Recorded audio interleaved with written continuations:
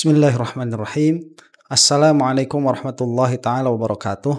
Alhamdulillahi rabbil alamin. Wa sallallahu ala sayyidina Muhammadin wa ala alihi wa sahbihi wasallam, amma ba'du. Isu bahwa PWILS ini di-backingi oleh jenderal ini sekarang sudah nampak ya. Di-backingi dalam pengertian ada jenderal-jenderal yang pro. Yang kita lihat di sini jenderal polisi kalau tidak salah gitu ya, namanya Irjen Nur Wahid, bintang 2 katanya tuh terakhir saya lihat. Entah sekarang udah bertambah lagi bintangnya atau belum ya, cuma terakhir saya lihat itu bintang 2. Dan yang bersangkutan ini, Irjen Nur Wahid ini bukan satu kali ini saja, saya minimalnya sudah melihat itu di 2 tempat. Pada tempat yang lain itu bersama Fuad Pleret ya. Nah, saya telah mendengarkan dan sok tahu banget ini orang begitu ya. Jadi ini dengan segala hormat kepada Bapak Irjen Nur Wahid, jangan galak-galak sama saya ya. Saya ini cuma content creator. Sebagaimana Anda saat datang ke PWILS itu sedang menggunakan hak konstitusional Anda untuk berbicara, maka saya pun sekarang ini sedang menggunakan hak konstitusional saya untuk berbicara. Dan ini insya Allah akan baik untuk Anda juga begitu ya. Ya setidaknya menaikkan engagement lah. Anda kan pengen terkenal begitu sebagai seorang kiai, sebagai seorang ustadz, sebagai seorang alim ya. Dengan enak sekali bawa-bawa ayat Al-Quran, bawa-bawa bahasa bughot dan lain sebagainya di hadapan orang-orang yang nggak tahu ngaji itu di depan PWILS. Ini saya sesalkan. Ini amat sangat saya sesalkan. Ya, sebelum saya memutar videonya dulu ya. Ini pesan untuk Anda, duhai Irjen, berapapun bintang Anda itu. Anda itu adalah pelayan masyarakat. Pelayan masyarakat tanpa terkecuali. Anda secara resmi, ini yang resminya. Anda secara resmi digaji dari pajak. Yang mana kedua belah pihak di sini, baik PWILS ataupun pihak dari FPI itu orang-orang yang membayar pajak tuh. Itu orang-orang yang banyak merokoknya. Bayar pajaknya sama. Ingat tuh di depan kalau kita lewat ke kantor polisi itu ada tulisan kami siap melayani Anda. Anda itu adalah pelayan kita. Anda adalah pelayan kami. Pelayan masyarakat. Ini sangat disesalkan. Perkataan Anda itu sangat provokatif sekali. Ya, ini gimana sih orang ini? Saya tuh lihat sekarang kok banyak orang-orang nggak ngerti agama ngomong tentang agama. Berapa lama Anda pesantren? Hei jenderal, ya Anda itu kalau mau berbicara masalah hukum, berbicara masalah hukum. Jangan berbicara masalah agama. Itu sudah bukan ranah Anda.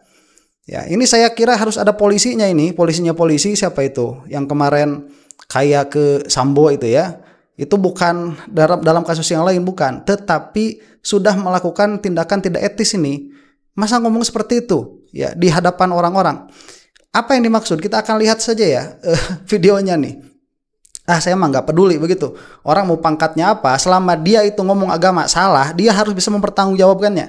Kalau memang misalkan dia itu benar, pertanggungjawabkan. Orang seperti ini itu jangankan memahami Al-Quran, mentasrif saja itu nggak bakalan bisa orang seperti ini.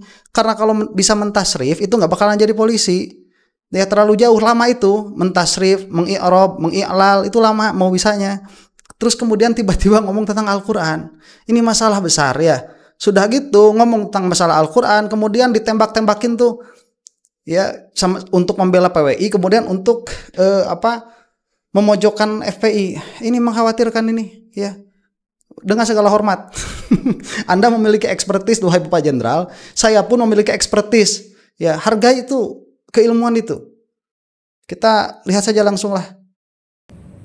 Kelompok yang di tengah-tengah. Kita iman, kita Islam, kita ihsan. Itulah yang namanya wasatiyah. Itu yang namanya moderat. Kata siapa? Mana rujukannya? Coba dari mana kamu itu ngambil Islam, ihsan, iman, Islam, ihsan. Itu menjadi wasatiyah mana? Itu kurang satu tuh ilmu akhir zaman. Jangan lupa itu kurang satu.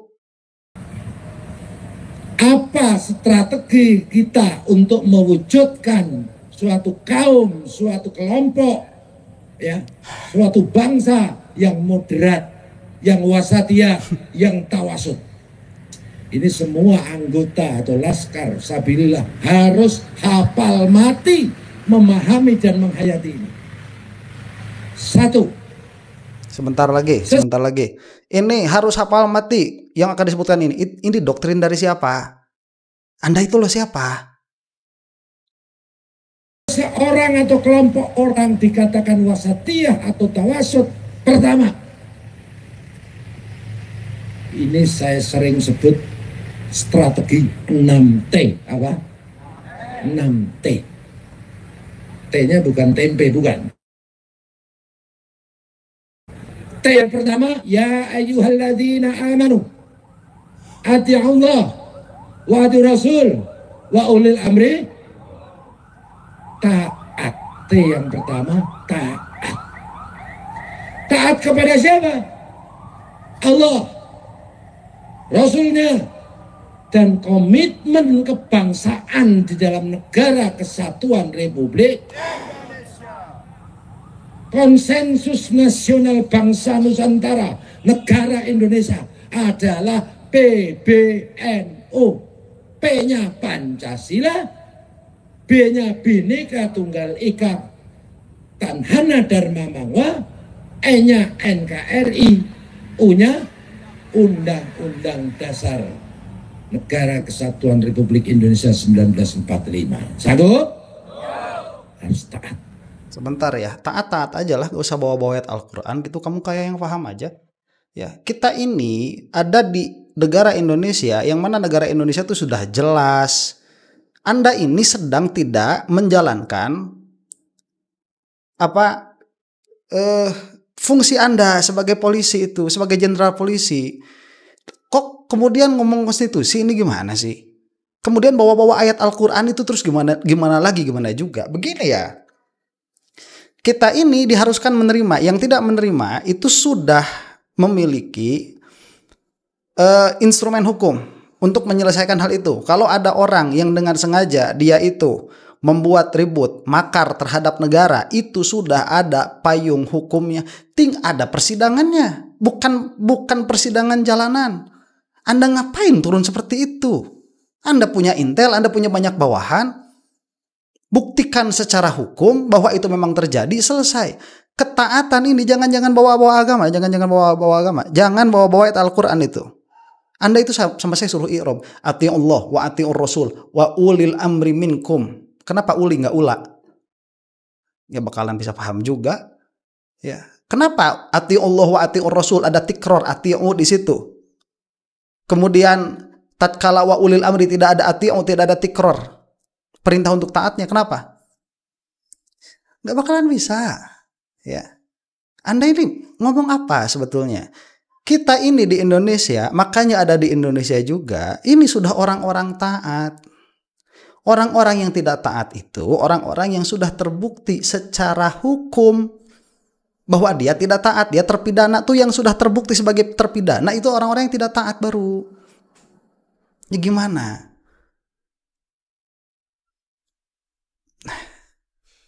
Yang mau saya katakan ya, negara ini sudah kuat begitu loh. Pakai instrumen yang ada, tidak perlu seperti ini. Ini malah memalukan institusi. Kan kemarin pernah tuh negara itu bikin KPK kan, sampai KPK pernah jaya lah begitu. Itu kan memalukan sebetulnya bagi institusi kejaksaan dan kepolisian, seolah-olah tidak mampu untuk membasmi korupsi sampai harus bikin badan ad hoc itu. Masa sekarang yang katanya kalau memang misalkan secara hukum terbukti orang-orang di FPI ini makar terhadap negara, kenapa harus bawa PWLS? Pakai instrumen negara yang ada begitu. Ya, dia akan bawa-bawa agama. Atiullah wa atiur rasul ulil amri minkum. Alah kayak yang ngerti aja. Tasawurkan satu-satu. Kamu itu saya pinta definisinya Rasul aja. Mboh bisa mboh enggak itu. Kemudian apa? Ulil amri, tasawurnya apa? Lah kok ditempelkan ke Indonesia nanti, bukan berarti kita tidak taat. Itu mah sudah selesai urusan itu. Ya. Termasuk taat kepada pemerintahan yang sah.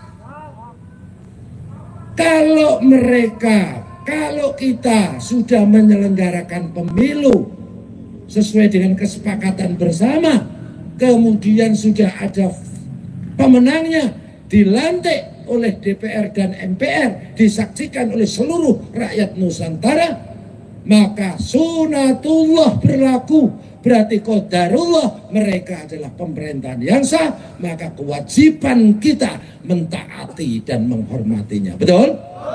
Bagi mereka yang tidak mentaati pemerintahan yang sah, maka itu sering disebut bughat. Oleh Allah sering disebut pemberontak. Oke. Begini, Pak Jenderal ya.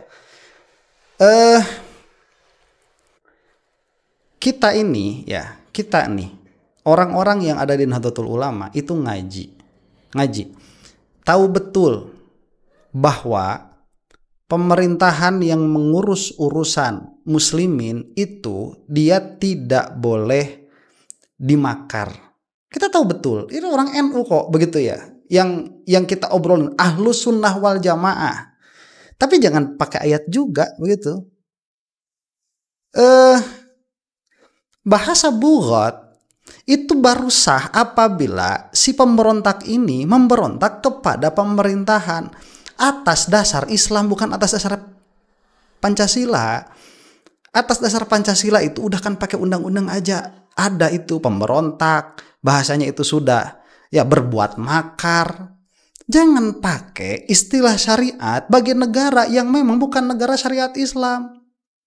Pertanyaan saya kan begini, itu kan istilahnya istilah faqih, istilahnya fikih. Fikih itu harus berlandaskan usul fikih.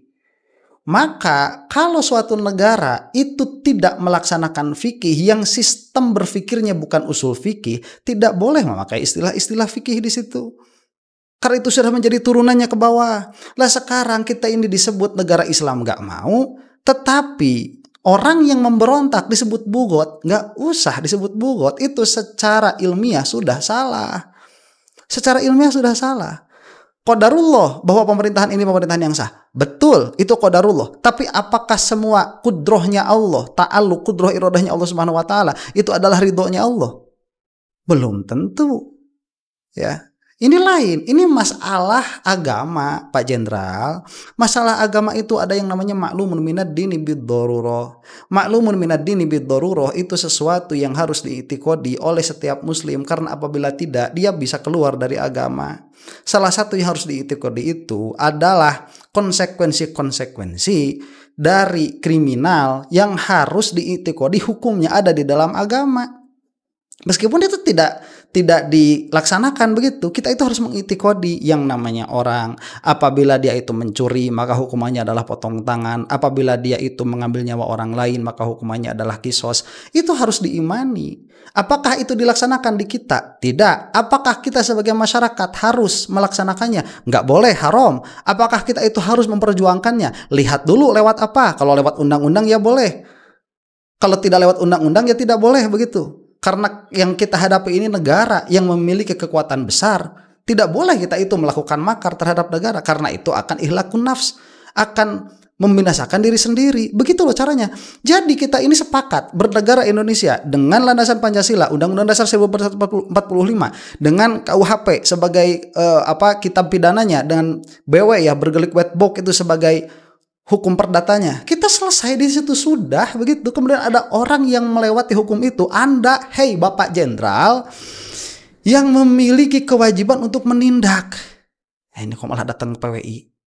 Ya. Kemudian membawa narasi-narasi yang tendensius begitu. Berkata tentang agama yang Anda sendiri tidak paham. Ini perkataan siapa? Anda itu alim. Kalau Anda itu ulama, alim, dan Anda bisa membuktikan kealiman Anda, nggak jadi masalah.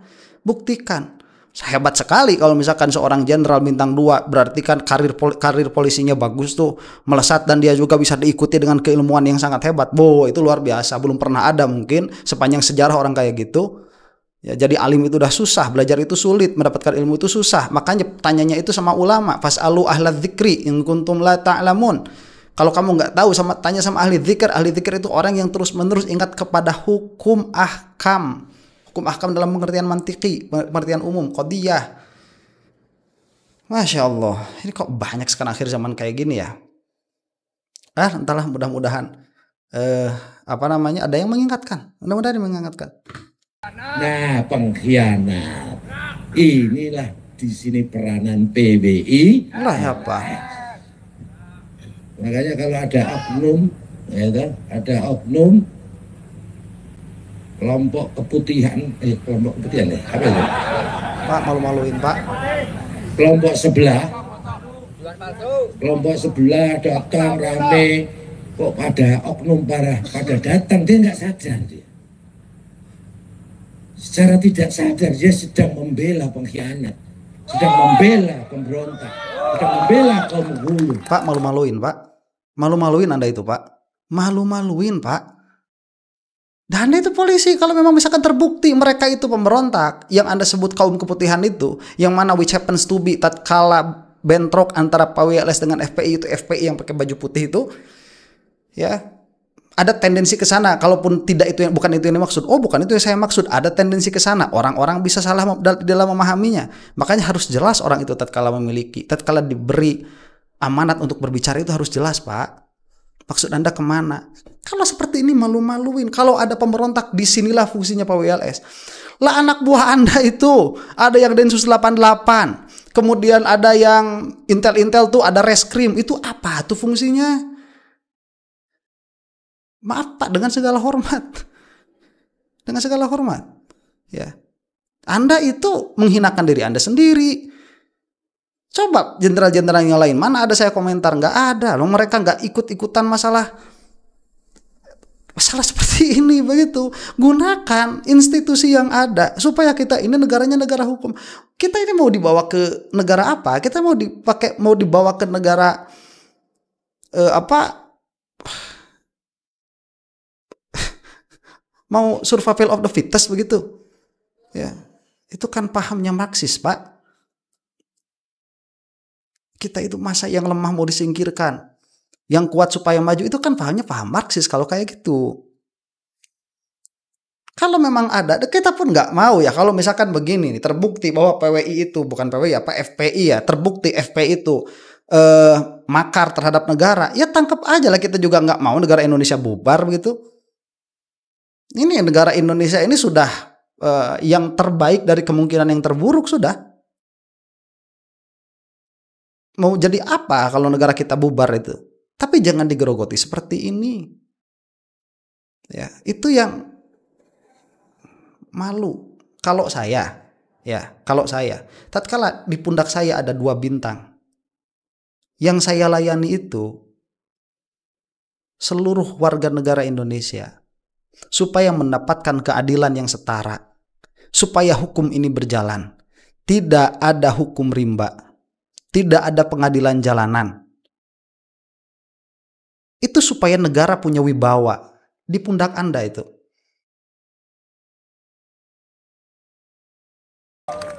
Ampun.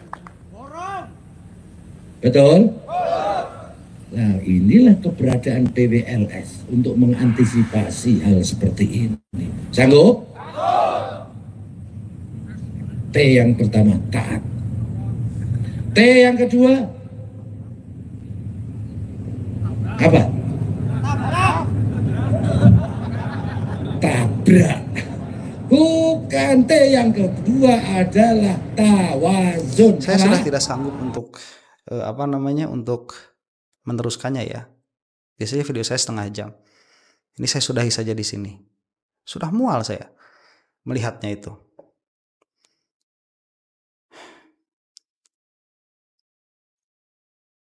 Allahumma salli ala sayyidina Muhammad wa ashghilil zalimina biz zalimin. Allahumma salli ala sayyidina Muhammad wa ashghilil zalimina biz zalimin wa akhrijna min bainihim salimin wa ala alihi wa sahbihi ajma'in. Allahumma salli ala sayyidina Muhammad wa ashghilil zalimina biz zalimin. Allahumma salli ala sayyidina Muhammad wa ashghilil zalimina biz zalimin wa akhrijna min bainihim salimin wa ala alihi wa sahbihi ajma'in. Allahumma salli ala sayyidina Muhammad wa ashghilil zalimina biz zalimin. Allahumma salli ala sayyidina Muhammad wa ashghilil zalimina biz zalimin wa akhrijna min bainihim salimin wa ala alihi wa sahbihi ajma'in. Wa sallallahu ala sayyidina Muhammadin wa ala alihi wa sahbihi wasallam. Mudah-mudahan Allah Subhanahu wa taala meluaskan rahmatnya kepada kita dan memberikan maghfirahnya kepada kita semua. Assalamualaikum warahmatullahi taala wabarakatuh.